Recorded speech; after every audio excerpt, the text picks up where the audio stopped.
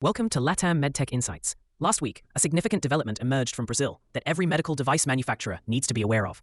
ANVISA, the Brazilian health regulatory agency, announced a surprise enforcement update regarding the transition to the new RDC 751 framework for all medical devices.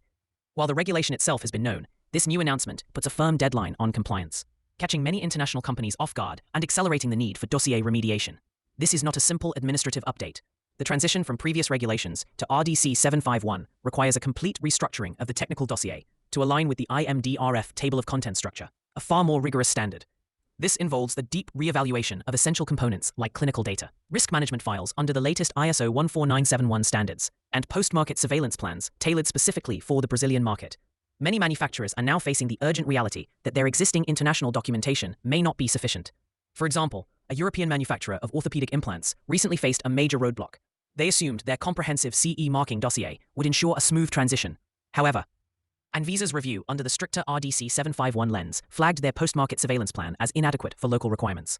The agency demanded specific data collection protocols on Brazilian patient outcomes, a requirement not explicitly detailed in their EU plan.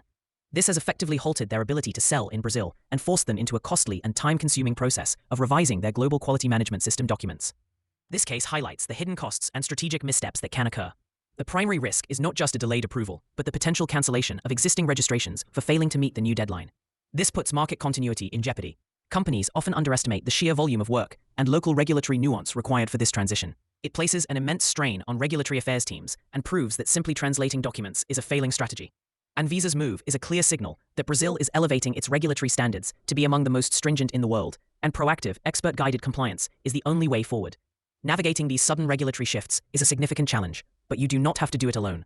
For expert guidance on managing your Brazilian device registrations and ensuring a seamless transition under RDC 751, you can email us at info@pureglobal.com or visit pureglobal@pureglobal.com for more information.